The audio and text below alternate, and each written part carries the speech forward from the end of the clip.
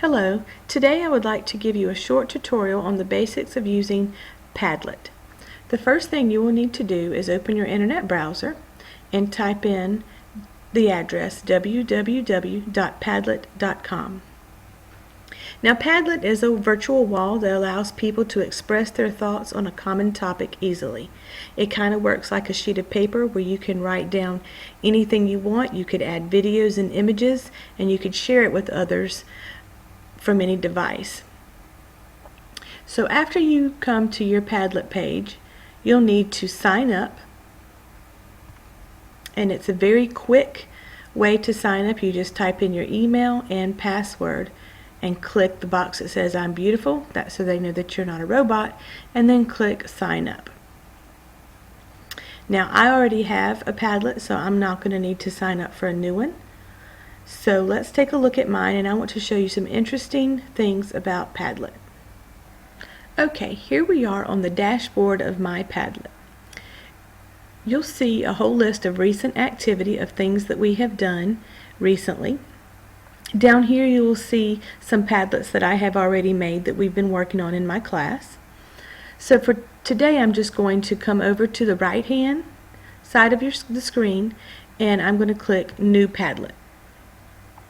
And this is going to create a brand new page that I can have for my students so that we can work on any subject or anything that we would like to. Now let me show you a few things about setting up your Padlet. If I come over here to the right side of my screen, this little crayon looking thing, if I were to press that, it would take me back to the desktop which we were just at. The next thing is a plus sign, and that is what you would press if you just wanted to create a new Padlet. Next is just some user information about the owner of this Padlet page. The next icon here has a little arrow pointing to the right. This is your share and export, and we'll come back to that in just a little while. And here is where you can get more information or get help about the Padlet. The most important thing that we're going to be looking at here is this little wheel. This is where you modify. This is like your settings. So if I press that, you'll see all kinds of choices pop up here. Well, the first thing you'll need to do is give your Padlet a title. You could title, maybe the skill that you're working on or whatever that is. And put, right down here in the description part, you can put a short description or maybe directions for your students. Next, you could come and pick a wallpaper for your background. One other thing up here in the basic information, you could also add a picture to go along with your title.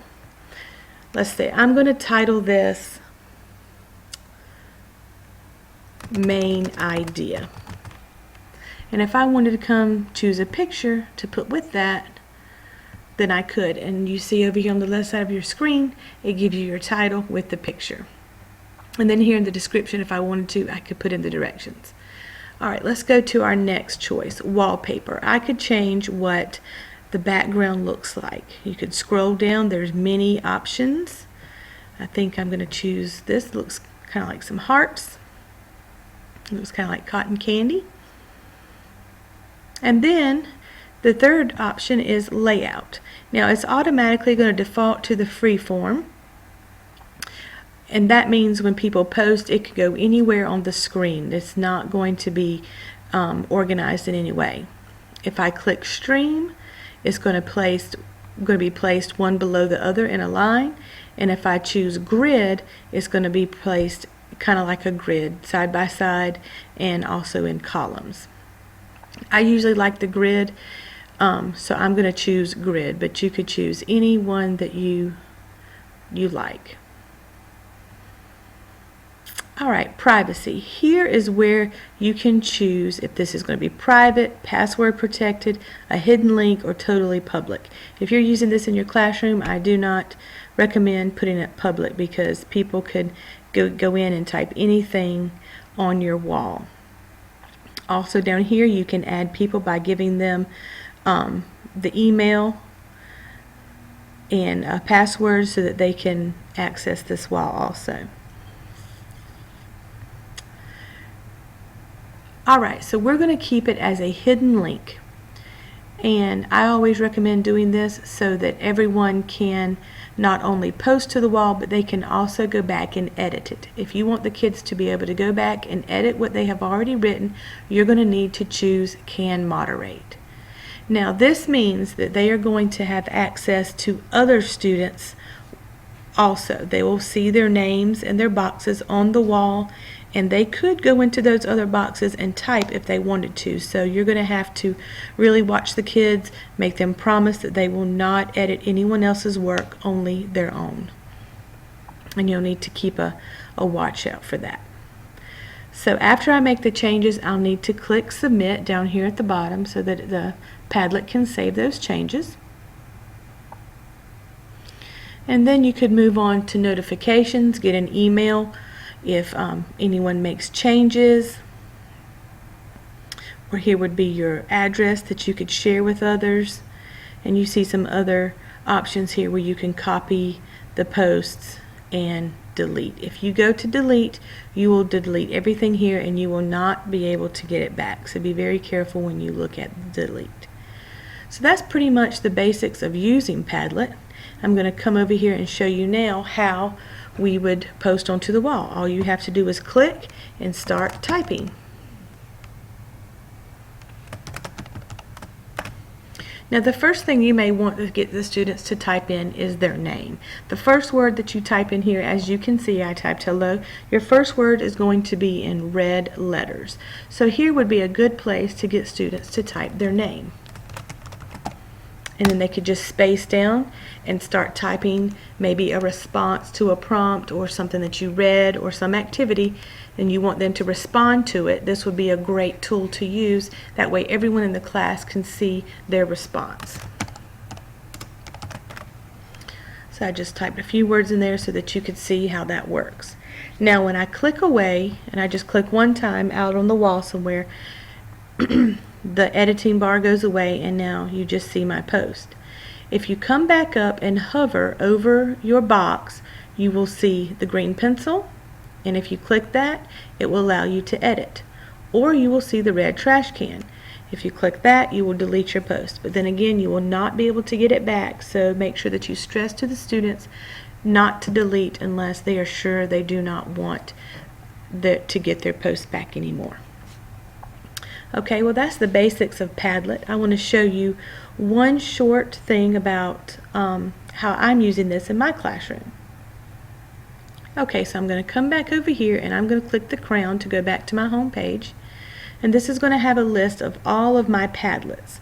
The one we used in class last week is right here. And you can see my class here. And we were just getting started. I was showing the students how to go on and post, so I just had them type in the word theme, because we are planning to watch this video right here. It is a video about The Boy That Cried Wolf. We're talking about folk tales and the theme of folk tales and the lessons that we can learn. So next week my plan is to get the laptops back out and let the students log in. They'll click this link right here and they can watch the Boy Who Cried Wolf video.